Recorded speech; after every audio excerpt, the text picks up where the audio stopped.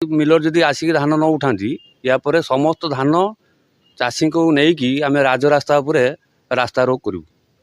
मु बामनबिंधा सेवा समवाय समितिर सभापति राजेन्द्र दास। आमर धान 5 तारीख ठारू टोकन जेनेट है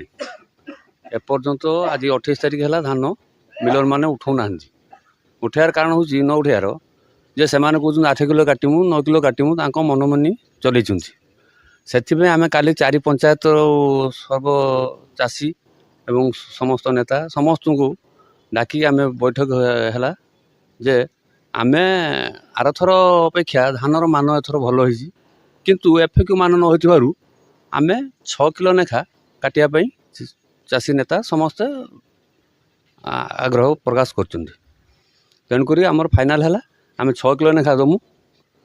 तापर मिलर माने एपर्यंत आसी ना जे से माने भी कौन तांकर उद्देश्य आम भी एपर्यंत जापारूँ। गिरिजा शंकर पाड़ी मो बामनबिंधा आम घर आउ धान आम आनिक 2 दिन है बसचु धान आमर नौना आज टोकन नंबर कैंसल होगा बसला एक्चुअली मुझे चाषबास कर चलिया कथा धान तो गोटे जाइनी मकर संक्रांति है ना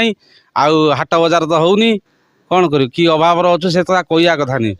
दाबी कर आम सरकार को दाबी करूँ आम धान को शीघ्र उठातु न उठेले आम रास्ता रोक करूँ। गणेश बेहरा ये धान पर समस्या चली आमर धान 5 तारीख धान आम एत उठी नहीं आम जो अभाव दिन काटुचु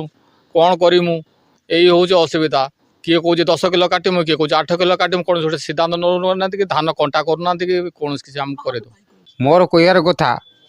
ये चाषी नेता काली आसी मीटिंग करते कलापर से कहले 6 किलो प्लस किले हूँ सुसाइड 7 किलो कटनी किंतु बर्तमान आम कह मिलर आमको राजी नुहे आम सेक्रेटरी पचारि आस पचारू से कहले ना ना मिलर राजी ने 7.5 किलो से ने आम किले नमु 8.5 किलो किंतु बर्तमान चाषी बर्तमान बहुत रास्तार गाड़ी देखिथे गाड़ी भी अच्छी ऑर्डर करने राजी नुहति आम सेक्रेटरी कौच तुम गाड़ी फेरई नियो आम फाइनाल ना आम धान किणमु ना सरकार मिलर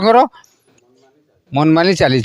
आम रास्ता रोक करूँ ना आम आत्महत्या करूँ आ सुसाइड लोन नहीं ये लोन पैसा आम चाष करूँ आम चाष धान न बिकी पारूँ ताम करूँ कौन आम आत्महत्या करूँ।